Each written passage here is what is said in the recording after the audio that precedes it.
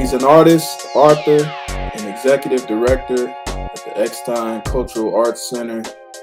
Bill Parrish, welcome back to Lamps Lab. It's my first time being able to say that, my first recurring guest. Thank you for being here. Thank you for having me, man. I'm good. It's great to be here. It's great to see what you're doing, man, on the next level. I appreciate that. Yeah. So we kind of told your, life story the first time we Mhm. spoke. So we just want to dive into, more of some of the things that you do. And I wanted to start with you being an artist, and you've been commissioned to do art for several high-profile athletes like Tamika Catchings, Kareem Abdul-Jabbar, you know, others. I was curious how you got those opportunities. That's a good question. Sometimes when you do one thing and then your name gets passed around. So that's kind of how it happened for me. I started in the newspaper business as a illustrator, page designer. And so one of my first jobs I was in Denver at the Rocky Mountain News when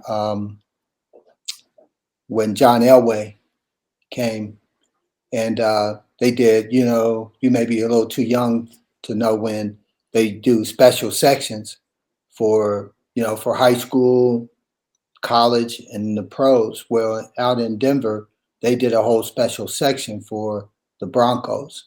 And so I was on the staff as staff illustrator, and I got the opportunity to design and illustrate that cover. And I did. It turned out to be great. And then the Dan Reeves, who was the coach of Denver Broncos, then he called the paper, and he asked who did it and if he could get the art. And so the newspaper came to me, the editor came to me, and he says, "Hey, Dan Reeves called about your art, and we're going to give it to him."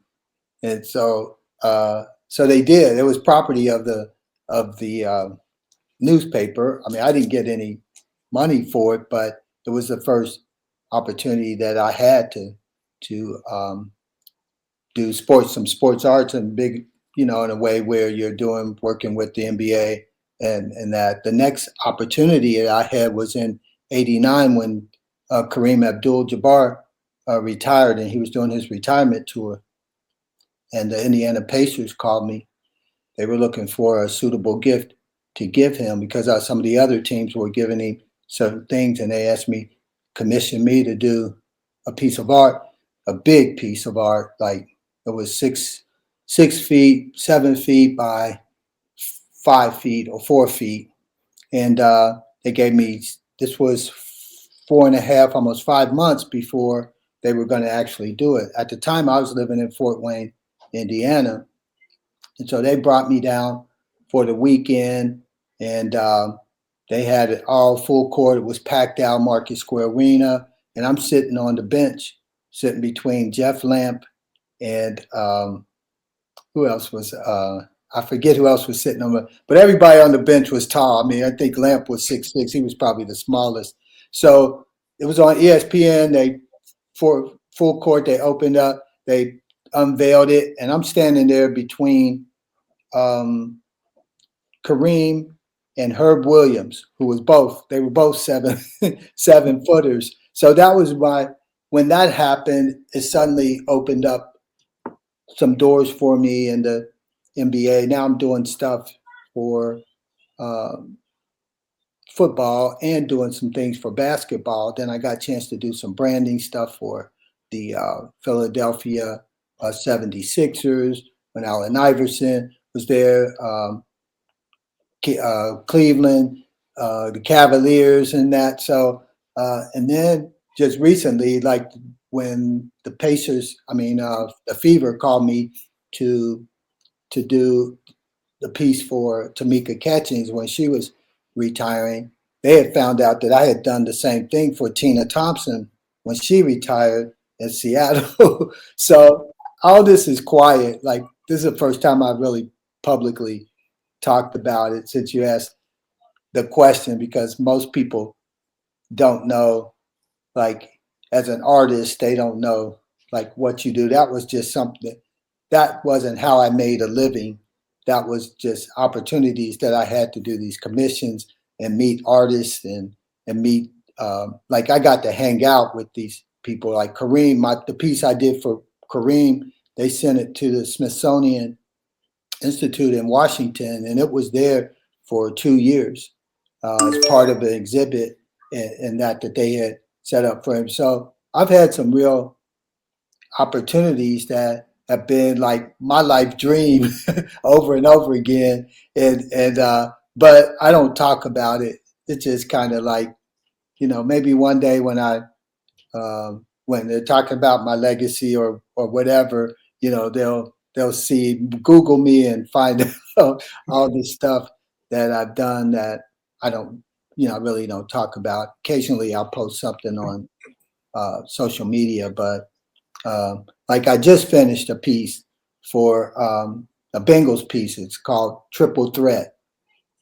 and it's Joe Burrow, um, Jamar Chase, and Higgins, and it's called Triple Threat. So I'm just putting the final touches to that. I was going to release it.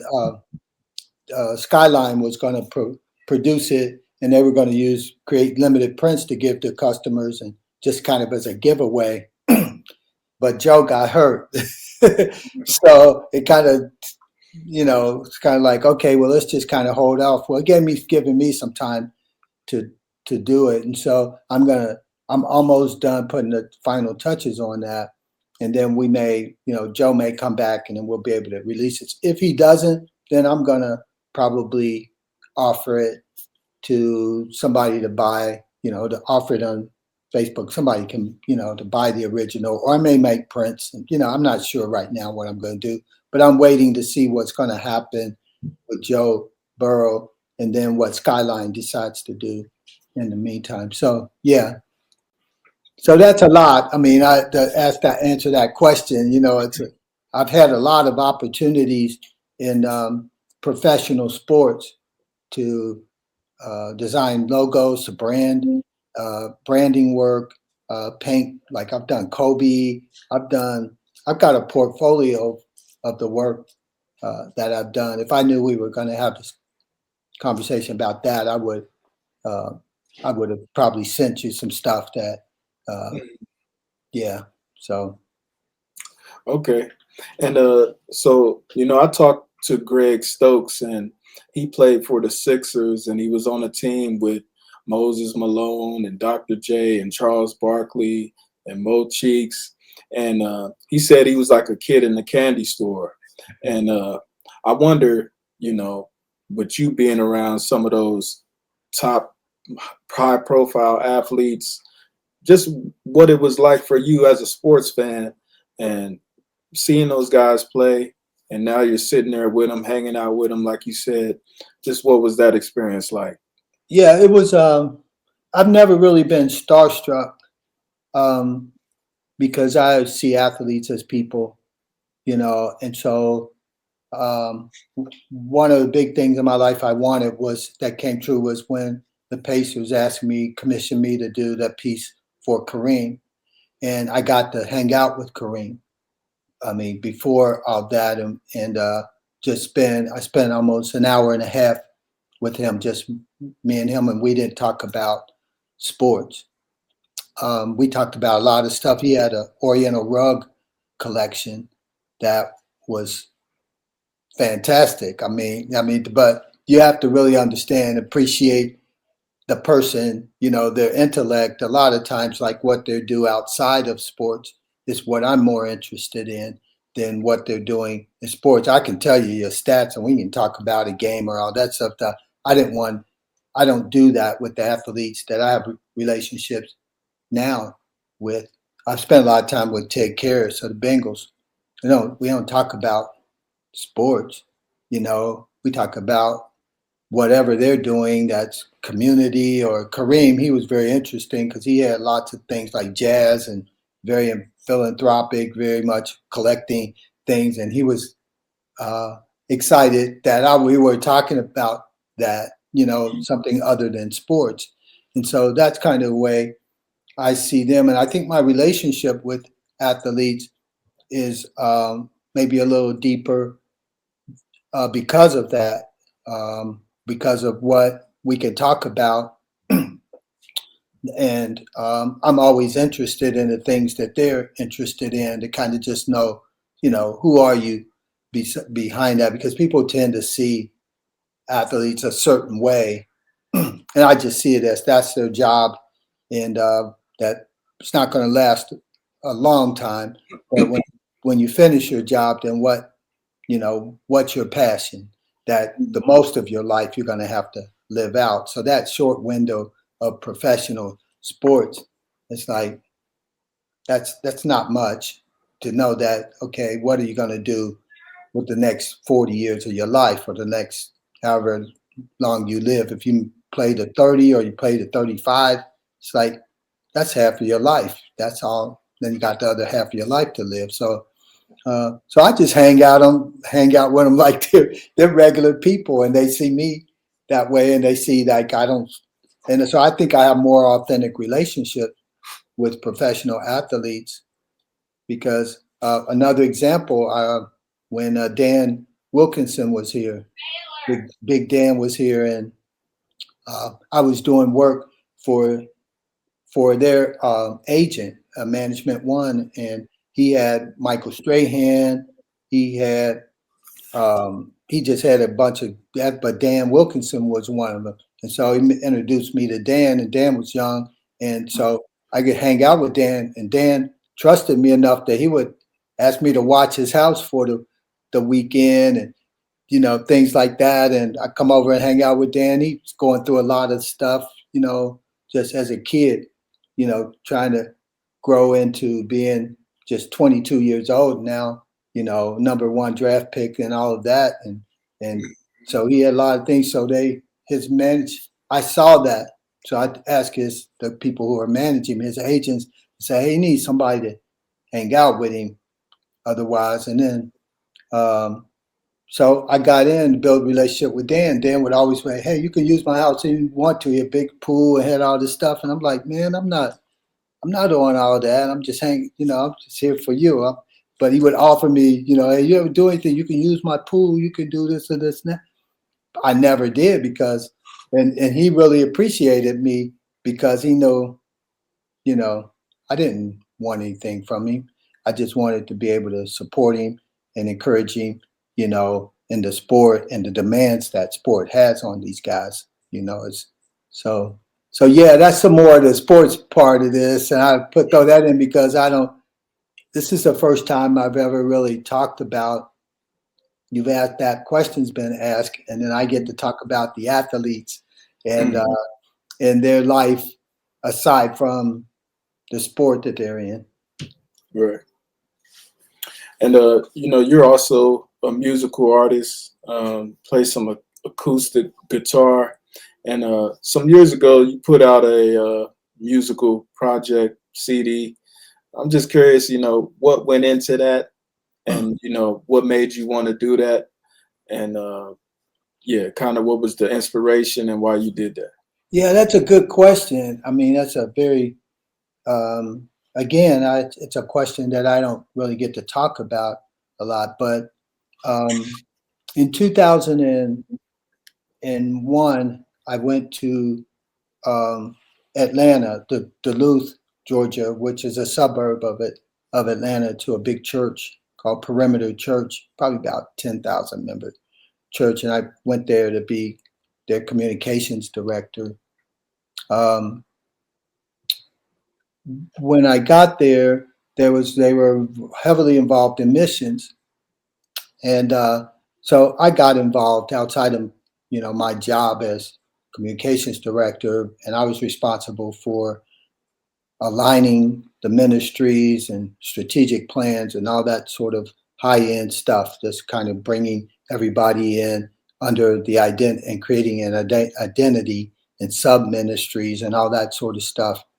In the midst of that, they had a ministry, missions ministry that going to Tanzania, East Africa, and so the director of that said, "Hey, do you want to go to Tanzania with us?" And they were telling me all we were going to do, and so we were there for about 2 months, almost 3 months, and I just just sort of scouting to see all the things that needed to be done. The church had adopted a village; they adopted it, so they wanted to be able to see real transformative work taking place, and they felt the only way to do that is we can adopt them. So I went. It was, man, it just, my life flipped. When I got there, um, I was just in awe of what I experienced. But one of the things in the experience when I was there was that they didn't have water, the wells in this village called Karants that we had adopted. They needed 2 wells. And so that just was on my heart. I had learned a little Swahili, but as black people, we can communicate. Like, even if you don't know the language, we got. So I was communicating with the chief, who was over the tribe, uh, and he was just kind of telling me, they needed a couple wells, and I was trying to find out how much did it cost, and it's about $10,000 in that. And so all the time I was there, I was burdened with that because in the mornings, I woke up and it's sort of like National Geographic. You see these women walking through these vast men with these big things on their vessels on their heads. It's amazingly beautiful when you see it in real time. But sometimes you kind of feel like, man, am I in a movie or something? But it was really real. So in our time, at the end of that time there, I've been back. I went back 2 times afterwards, but with this time I was so overcome with what I experienced that with the team that I was with, they went back, and I said I can't go back, so I stayed over in Amsterdam, which was a place I wanted to go, always wanted to go, and I said, well, so I told the team, I said I'm not going straight back. I need some time to like process what I've just experienced and everything. So I stayed in Amsterdam for about 2 weeks and then came back. And but the time 2 weeks I was in Amsterdam, I felt God telling me that I could do something. Like I wanted to do something tangible. But I know I didn't have 10 grand to just like, okay, here, write this check and y'all go and get this done. So when I got back, one of my best friends in Atlanta, Alan, um, he we were talking one day and he said, so I was telling him that I wanted to do something. And he said, well, you ought to do something. Why don't we do an album or something? Why don't you do something like with your music or whatever. He was a musician. He had his own studio in the basement and he had it was laid out and stuff. And so he said, I'll help you with it. And so I felt God said, tell me to commit to it because that was the way that I was supposed to do something to sow a seed into something tangible that had to do with something that they needed. So for 4 months, we worked on this album of songs, CD of songs, and then the other part of it was I was thinking, okay, man, who's going to print this? I mean, print it and house it and everything. Well, one of my vendors I worked with, he was a printer. And so one day he came in and he had heard about what I was attempting to do. And he said, well, if you get it done, I'll print it for you. And so through this whole process, everything was done and I didn't have to pay a dime for it. So when I was done with it, the pastor of the church, he sort of let the congregation know that I had done this and what it was for, specifically to raise money. And so I raised $15,000 from the CD. That was why I did it. And people were saying, well, you can make more money. You can do this, this, and this, and this, and this. And in Atlanta, it's easy, sometimes to connect with people, who are doing things. So then they said, wow, it's $10,000. Well, you got $5,000 more than what you were. And they said, wow, that's money you can. And I said, no, all the money, all the proceeds for this go to them. So when it went to Tanzania, they were so, oh man, you can't even imagine how they felt to be able to do these two wells.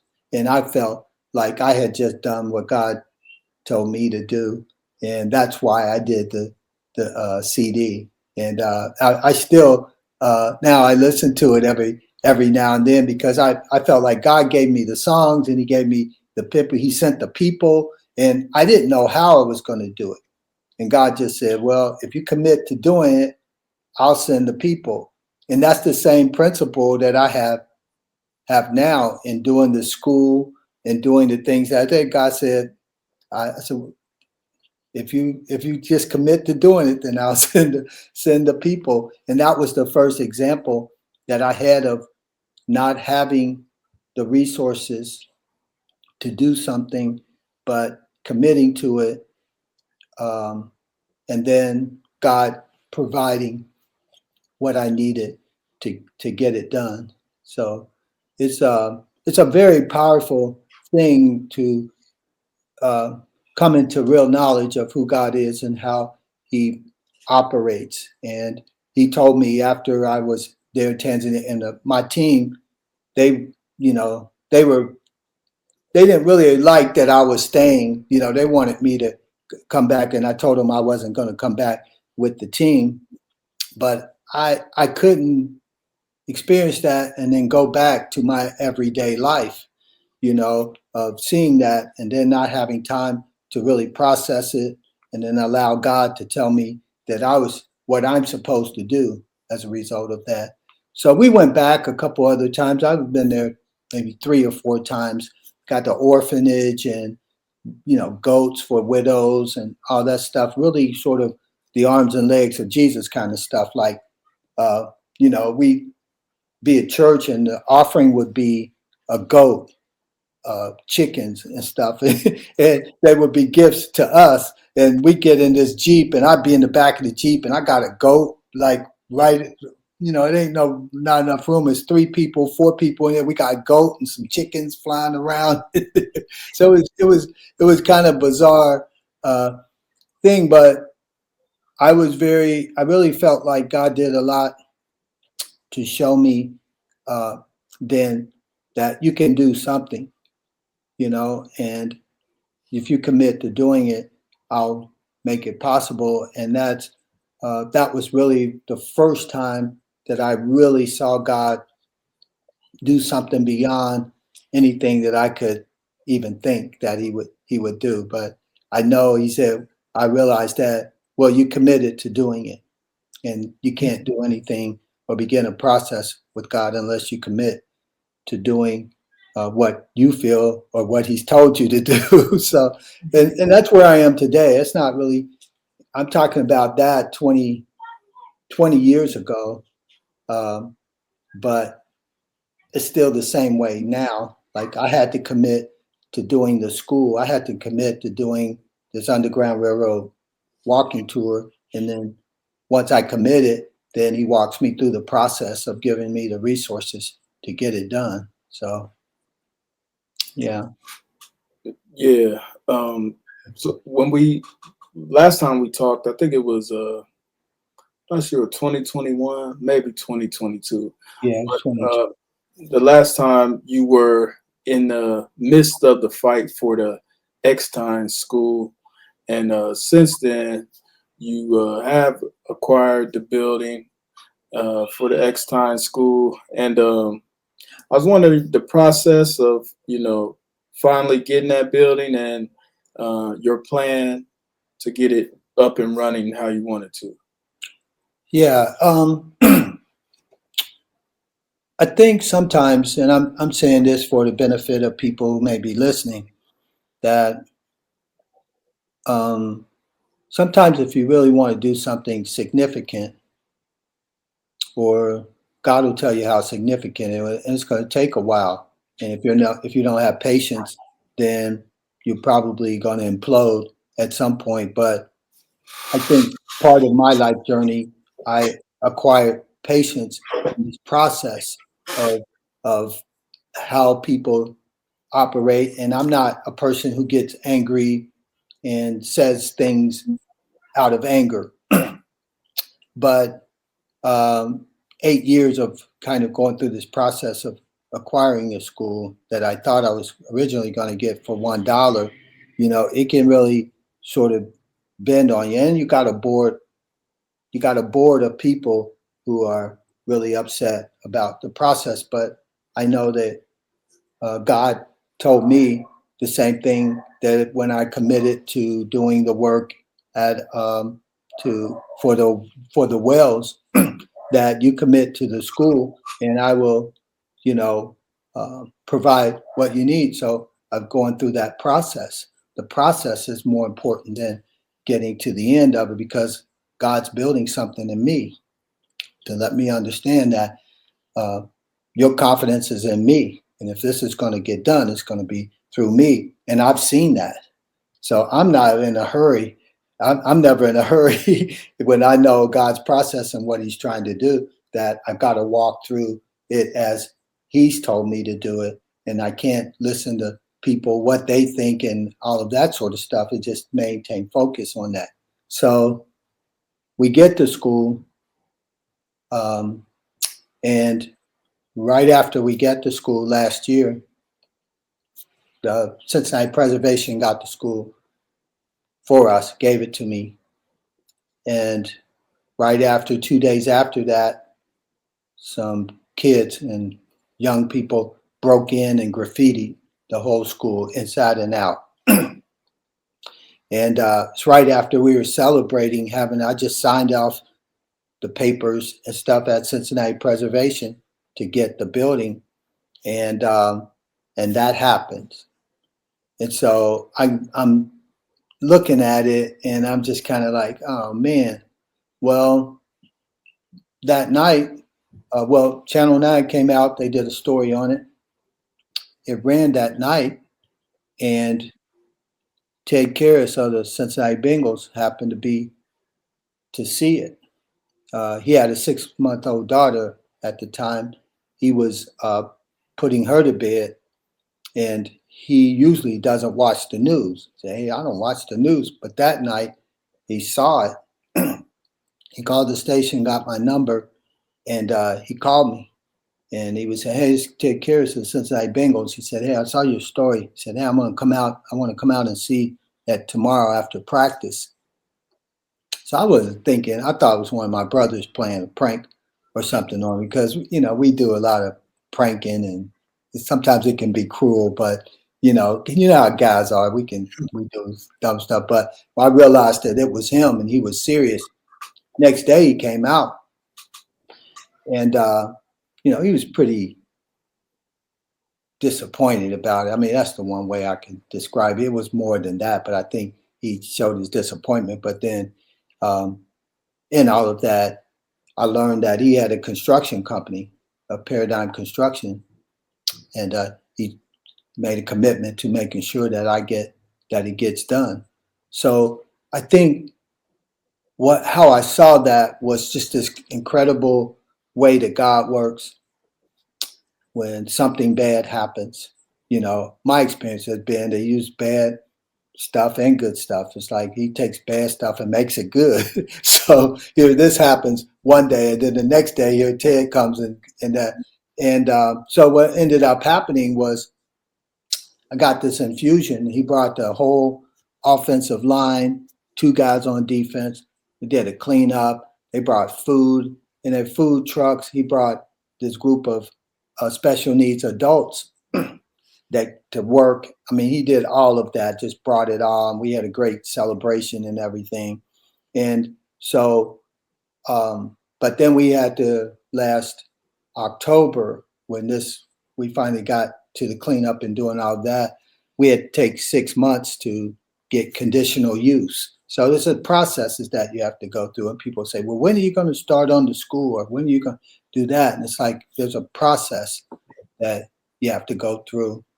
Most people don't really know, and they don't really care. They just want to see something, you know. So um, so now, you know, we're at the point where I don't really talk about it because we're gonna do a public launch. Like we're pretty close to that now. You know, we got to raise $2.8 million to do the renovation. We've got half of that right now, but and we haven't gone public with it yet.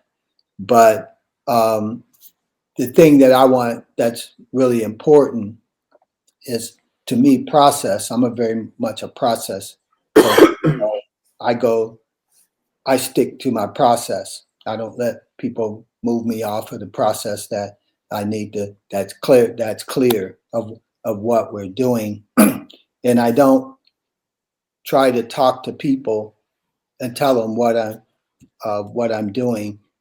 We now have control of the narrative of the Eckstein School and the narrative of the Underground Railroad tour that we're doing, and they're both significant. But there's one story that has a history that goes back to 1830. So we have to kind of wait through this process. So when we go to tell the story, the overall story, then it's linear. It's just sort of like a timeline that shows you why the Eckstein School was so important to save and why it was so important to renovate, and the people who were significant in that. It's not a black story anymore. It's a history. It's an American history story.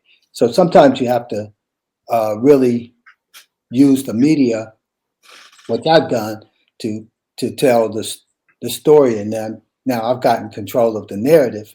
Um, Thursday night, last Thursday night, they did the Channel 9 did a feature for Underground Railroad tour that we just our launch. We wanted to tell that story because it's going to be aligned with when we announce the Eckstein School that we're going to start the construction. And then you see the sign. There'll be a sign out there that says who's doing the work and all of that sort of stuff.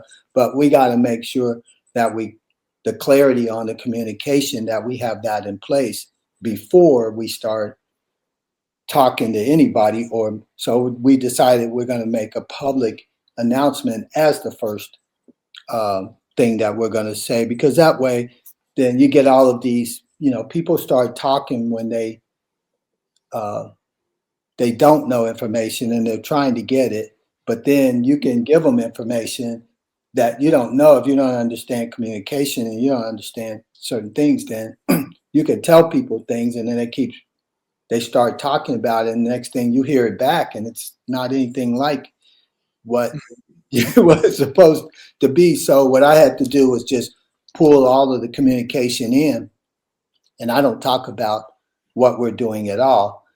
We're putting together the presentation of what we're going to do, and then when we're ready, we're going to make a public announcement, and then everybody will hear it at the same time, versus people getting it for, well, I heard this, well, I heard they were doing this, well, I heard this, I heard that, and we kind of muted that in a sense by just not sharing anything at all up to this point. So Okay, yeah, I'm sure that's something a lot of people are interested in. So yeah, we'll be looking out for that announcement for sure. yeah, and it's coming soon. Uh, it's coming real soon, but sometimes you have to um, not talk about things and not be so quick to say things that people will remind you what you said, you know, and you shouldn't have said it in the first place, but you did, because sometimes people, if you let them, they can make you feel like there's some pressure on you to talk about stuff that you don't want to talk about, and that they can't do that to me because I have too much experience to, you know, I and my communications background has taught me a lot about how to handle information. I've got um, media savvy, so I use the media when I feel like there's a story that needs to be told in line with what we're doing.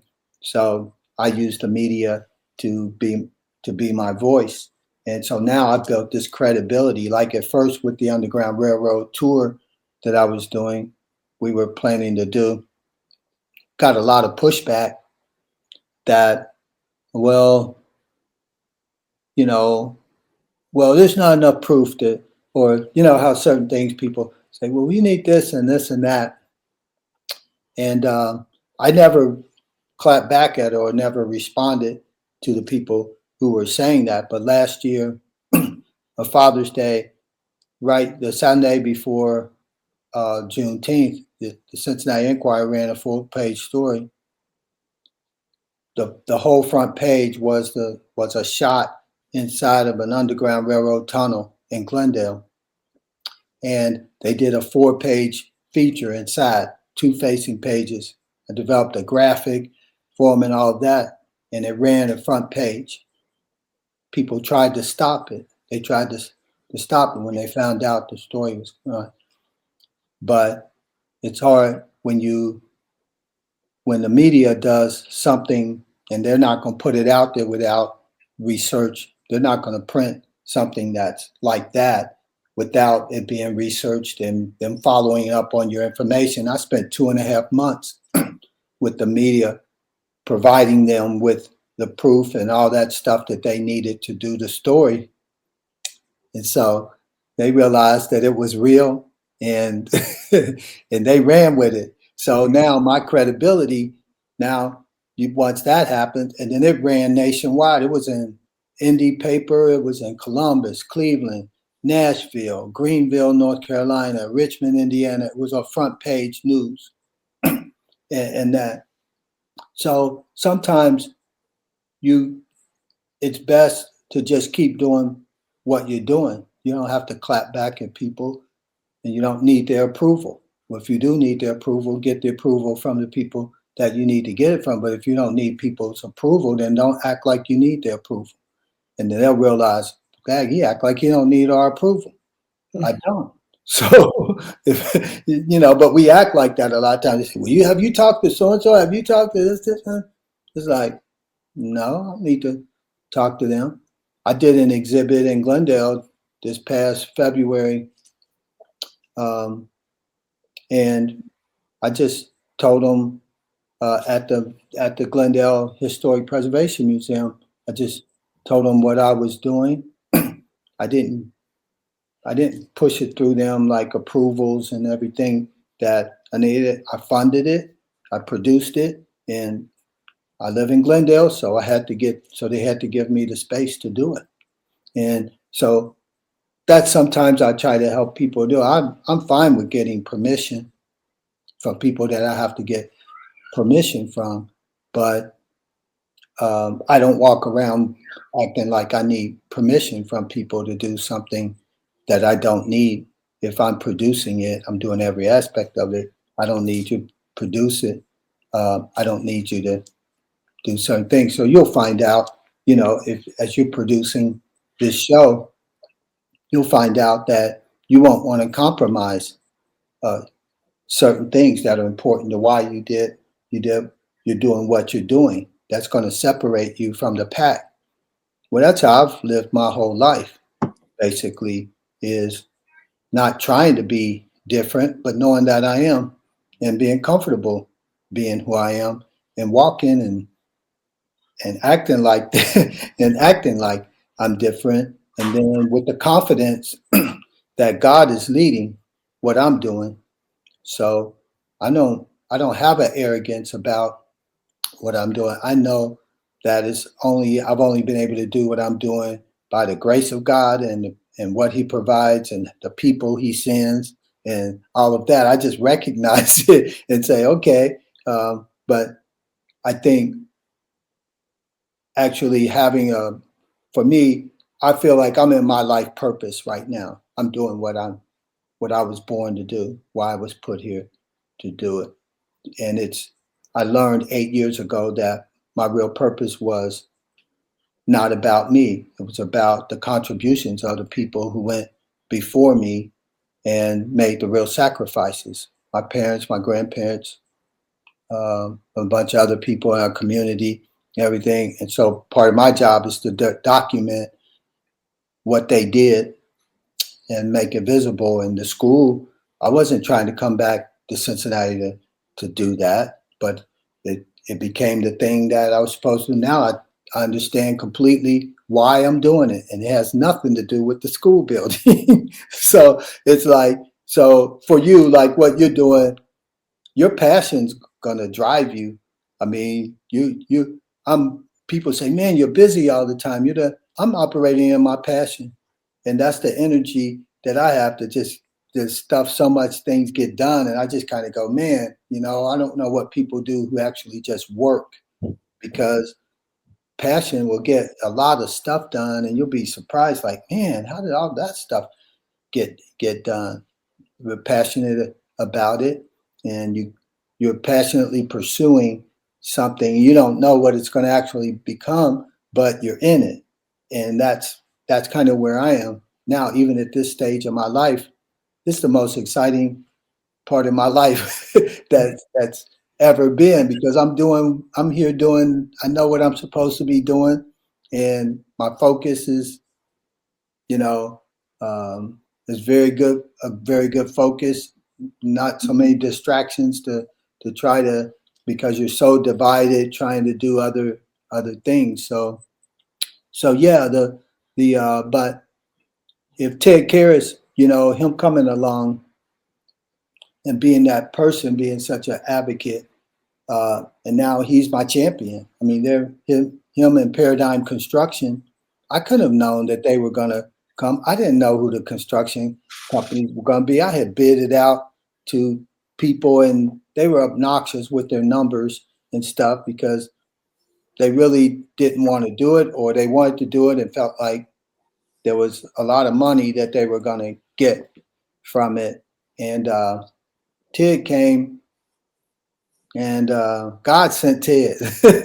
That's all I can say. God sent Ted, and he's a champion now of this project. And Paradigm Construction, his crew, man, they up to this point they've done everything. I haven't gotten one invoice for all the work that they've done up to this point. Before we even start the job, came and did the food, brought food trucks, brought his crew, brought his boys on the team.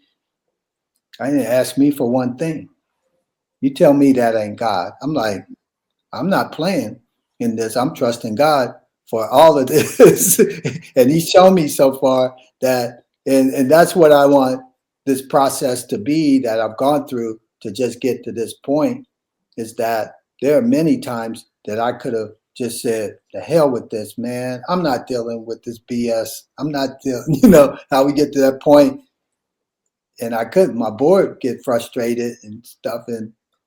But I knew God told me, it's the process. You're in the process of, I'm transforming you in this process. And then other people are going to be transformed through this, as they see you go through this process that I'm going through. They see the evil. They see all of the stuff that people do to try to stop you from doing something. People see that, but they're also looking at you to see how you respond to that. Mm-hmm. If you respond by clapping back, then they know they have your attention. They know that they care, that they matter. But when you ignore them, they're there and you know who they are. Interesting story. So when the Inquirer did the front page story, I have a partnership with the Underground Railroad Freedom Center. So doing this Underground Railroad tour piece. And so so I had a meeting with them. I'm down there and I'm in the meeting with the vice president, director of education, and all that stuff. And we're talking.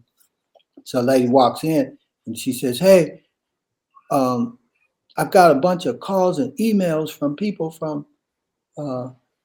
from Glendale about you doing this underground, that we're going to be on the front page of the newspaper and da da da da da.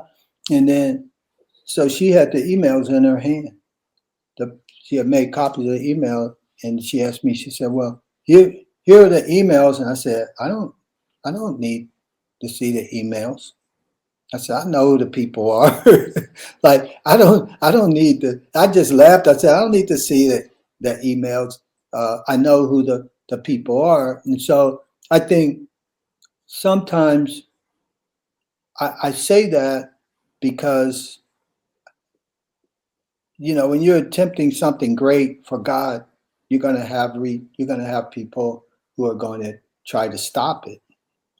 But I realized that I'm just going to stay to the process that I believe God is leading me through, and He's going to lead. And when I'm to the point where I'm done with what He wants me to do, then I'll be done with it. But until then, I'm in passionate pursuit of the process as God walking me through to the completion of the school. We've already completed the Underground Railroad tour, so we're going to launch that in January, and in conjunction with the 250-year uh, anniversary of the country in that. So, yeah. Well, you went to the Art Academy of Cincinnati, and in 2022, um, you got the Distinguished Alumni Award. And I read that you said it brought you to tears, and I Mm-hmm. wonder uh, why was that? Man, that's a good question, Brandon. Well, sometimes what you think about yourself and how other people view you, you're not you're not sure how they view you or what your significance is. And I didn't need that to bring importance to me. I mean, I'd be fine if I wasn't named, but because I was, then I thought about the other people who were named significant, who are really, really significant people in the history of the arts and that. But the most powerful thing about it was there was another man who was named distinguished. There was two of us alumni.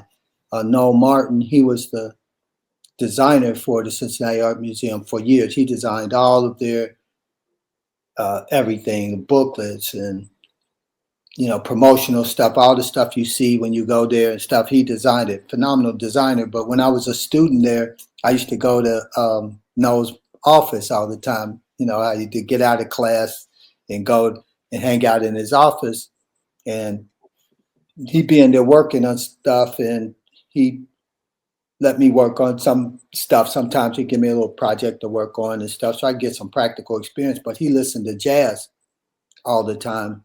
And so as I got to know him from being in his office, um, he introduced me to jazz greats. And I hadn't really listened to jazz then, but he's talking about Lionel Hampton and how they came to Cincinnati and him in New York, and tell me all these stories about these different artists and everything. So I got not only the experience on hands-on experience of doing some design work, but I got to learn a lot about his story, and then I got turned on to jazz. So when I got named distinguished graduate, and then I saw that he was named in the same year, and nobody knew what our connection was. Like, he prepared me for the job I got in Denver 2 weeks after graduation. If I hadn't been hanging with him and gotten all this experience over 2 years, then I don't know if I would have been prepared when I got offered the job because of my portfolio to move to Denver if I had been ready for that. So that was the emotion. It just hit me, like that reality of who's helping you, who helps you get to where you are. None of us get there on our own, but if we're aware that there's some key people that are sewing into you, and you take it and you love it, and then years later here it comes back as a reminder, then that's where it was for me, and that's where the emotion came from. It wasn't from just being named distinguished. It was the relationships that I had, and mainly the relationship with him, because he was like a dad to me. Although he had his own son, um, he had his own son. We were the same age, but he sold into me. He saw something in me, and he sold it into me. So I got to celebrate. And then for this moment, it's like just huge. It was very emotional too. Yeah, but no, Martin. He was a great designer, great person. I mean, I, I, I skipped class a lot, hanging in his class, hanging in his office and learning, sitting under him, listening to him, and him giving me projects to do so that I could have work for my portfolio when I was ready to go and compete for jobs. That he gave me practical jobs to do and stuff. And a lot of the students didn't even know it was going on. That I was kind of his little apprentice. And then I'm the only black student that's in the school. I mean, in my class at that time. So that was also a part of it that was very special too. I mean, people don't want to talk about race, but I'm comfortable talking about race when I know that I don't have issues with it. But I also know that it is important when people who aren't of the same race can see something in you and then so into you like you're their son. And race doesn't matter. It doesn't matter to me in that case. But in this case, I saw him as like my father. Like I saw him as a dad. He shared his lunch with me and stuff because I'm in school. I have money I have. I'm buying supplies and stuff, and he would share his lunch with me, bring extra food, and I come and be down there and eat with him, hang out with him. So yeah, it was very very powerful, very very powerful, very humbling.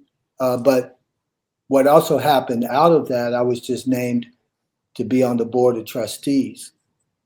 They just in September, Mm. they asked me if I would be on the board of trustees for the Art Academy because the Eckstein Cultural Arts Center has partnered with them. So that we're going to be partnering with them in programming, and we're going to be their key strategic partner in this. Mm. So yeah, so having that distinguished graduate behind my name, um, I'm very proud of that, and I don't mind saying pride because I know that there are a lot of other people who could have gotten that distinction uh, besides me. So, yeah, thanks for answering that question. That was a good Yeah. talk about that. And more recently, you've been got into some radio, Art Academy Radio with DJ Coolman, Yeah, Cool Man, whatever you want to say yeah, it. DJ Cool. Tell me a little bit um, can. about that. Okay, so you know how it is. Just trying to be relevant. Could just kind of staying relevant to the culture. I like hanging out with the young people, so I work with young people, and I listen to them a lot. I listen to what they listen to, and it helps them to listen to what I'm listening to. So you can't. A lot of adults don't understand that. My generation and before don't understand that you got to listen to what they're listening to to have a dialogue with them about what they're listening to. I find out a lot of these kids what they listen to and what they hear and what I hear is different. Mm. So, but if we don't have a dialogue about what we hear, then I'm the authority, and then I'm telling you, and then you're not listening because we're not having a back and forth. Now, with your kids, yeah, you got to dictate with to them. I'm not saying that age group. I'm talking about young, teens that are the high school level teens and stuff. So I listen to their music, and um, and then I slip my music in the stuff I listen to, and then they're more willing to listen. Like when they come in, they listen to their music. I listen. When I switch the music up, then they don't respond because they know that I share in their music. Now it's my turn to, and that, and so I think that developing that relationship, I had that relationship at the academy, and so Joe Girardi, who's the president of the school, he asked me when they said, "Hey, we're doing this. We want to think about doing this segment, a radio segment and stuff." And your name came up and stuff. Would you be interested in doing it with DJ Dan? And I was like, "Yeah, let's do this." I said, "But God, no, I don't want just me and Dan." I said, "We got to get some students involved and let them talking and engage in the conversations and stuff." So we started doing that. It was a lot of fun. The kids, the students started. It's student-owned station, but he does they do segments and all that stuff in there. But Dan, he's an instructor there, so he loves jazz and stuff like that. But I said, well, I'll do it if the students are involved. So we got some students involved, man. It's been great. Yeah. So that's how that got started. It was actually the president of the school's idea to to do it, and then he asked me if if I was in. Then he was in on it for a while, but he's busy doing stuff, so he couldn't consistently make the tapings that we were doing. And as we wrap up, you are a Baltimore Ravens fan, and they just got their record back to 500 after a very slow start, some injury problems. Um, and I know you love your sports, and so do I. So I got to ask, where do you think their season is headed? Obviously, it's back on the right track, and how far you think they can go this year. Yeah, that's I enjoyed that you asked me that question, because you ask questions aren't that are questions that are different than what I'm asked a lot of times. Sometimes I'm asked the same questions over and over again. I'm a Ravens fan, and I say this to people. I'm a Ravens fan because of the organization. I'm a fan because of how the Ravens do business. And that's why I became a fan. Now, when they drafted Lamar Jackson, I followed Lamar Jackson through college. And I thought it was bogus that they tried to label him as not being able to throw and stuff. But I realized that, we got this typecast quarterback, and you know, he was bringing something that the corporation wasn't ready for. He was bringing something like he really being dual threat, and he didn't fit the profile for that. So I think collectively, this is just my opinion, so I'm not an authority or anything, but I'm just saying sometimes what I see, and I see the game differently than other people see the game. I think the organization is really important to, because I mean, as a player, you played for the coach, you didn't play for yourself. And if you lost, then you felt bad because for the coach first, you felt, hey, we let coach down because coach is drilling you and they're putting you in play. And then, coach loves you.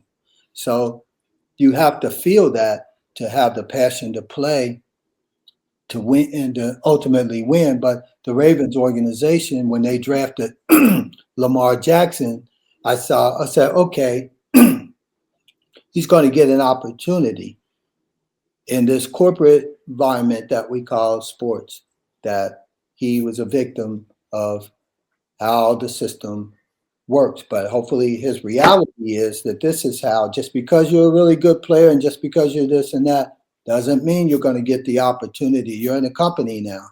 You're an employee, and we'll use you the way we work within the system and all of that. So if you don't have that mindset, you think it's about performance on the field, your numbers are going to be the thing you negotiate with in any sport. So if you're putting up numbers, then you can go and ask for money and get it. But if you can't, because of the narrative, you don't get the opportunities to to do that. And that was what thing I felt when he went to Baltimore. That was the team that he needed to go to get the opportunity to be who he is now.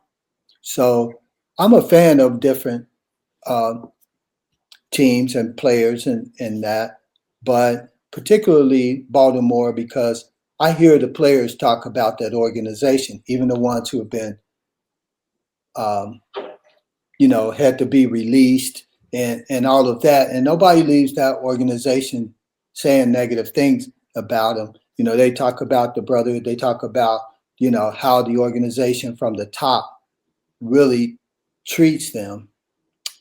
And so sometimes I think we get caught up in sports and we think it's about what goes on the field and wins and losses. And that I've hung out with a lot of professional players and they know it's not about that at all. I mean, winning is a byproduct of an organization that has a winning attitude and builds that from the corporate, the owners in that. They build that, and it's a system. So if you don't really develop the system, you don't have people talking very highly about your organization. I don't have a big thing, but one of the things about the Bengals, I don't hear players who have left or retired from the Bengals talking lovingly about their relationships and and wow, I just love the Bengals, man. I wish this, and they don't talk about that because it's like a job. You just come to the job and you do your job, but relationally, there's not a lot of relationship building from the organization. There's just expectation that, hey, I'm paying you, we should win. Baltimore Ravens, they got a real brotherhood. There's a real, I mean, that I connect with. So I'm the type of person that, I mean, when I was a kid, I was an Oklahoma fan. Nobody was. They ran the wishbone, and it was exciting football to me. But my friends were all Ohio State and stuff like that. But one Christmas, I got a Oklahoma jersey, and I caught it, man, at school. I mean, everybody was coming at me because I was, other than this, was a school other than what everybody else. It was kind of like a peer pressure of sorts.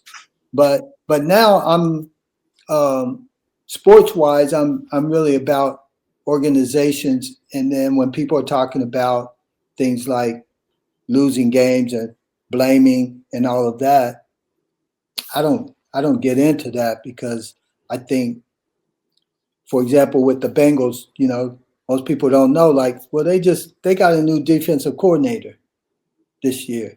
I mean, and their defensive coordinator goes to Indianapolis and he's doing great there. And in one year, I mean, you play basketball and stuff. You get a new coach right in the middle of some things. You're gonna need a year at least to adjust to how that. But I don't care how good the coach ain't gonna come in and all of a sudden instill something, and then everybody gets it and you win.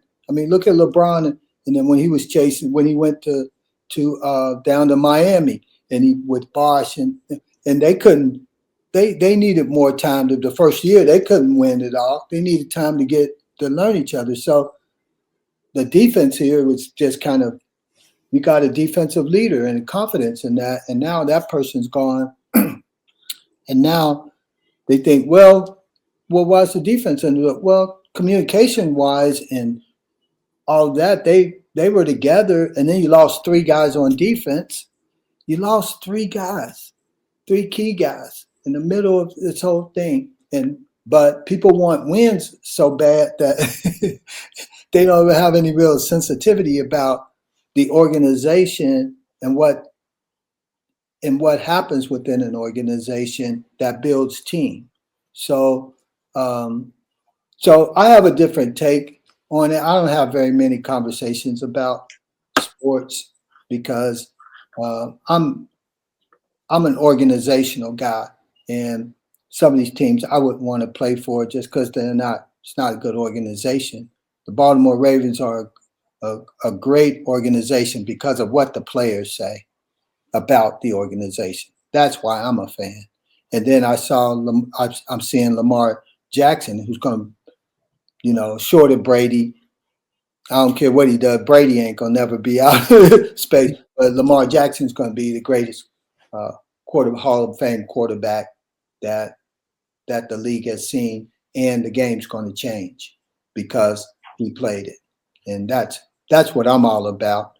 I don't have personal likes and dislikes of people. I pull for people who I guess I'm kind of an underdog kind of guy who, when somebody hasn't gotten an opportunity, I feel like, okay, I gotta support him because he's going to need support to be able to navigate the politics of the game and at the same time be great. So yeah, so to answer your question, yeah, I knew Baltimore was going.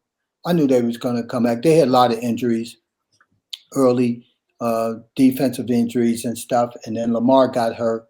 So I knew that was going. But I knew when I looked at who they had and the complete team, I said, yeah, if they and same thing for the Bengals. I felt like the Bengals, if Burrow hadn't got hurt, then it would have been different. But because he did, they got exposed, and they're still getting exposed. But the reason people don't know the exposure is because your defensive coordinator, who was a great guy, who was respected, you let him go, and now he's gone to Indianapolis and turning them around the same confidence that our defense should have here in Cincinnati.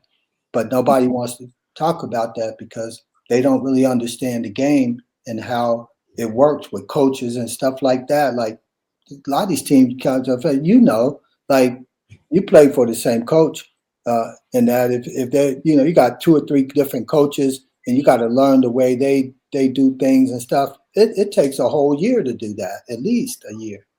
And you lose a coach that has been coaching you for 3 years, coaching, and then your fourth year, they leave, and you got to have a new coach that you got to get used to, and you pay forever, however long you play.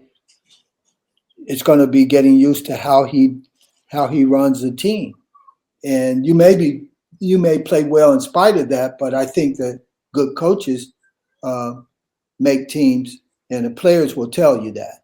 If a really good coach, they'll talk about him lovingly.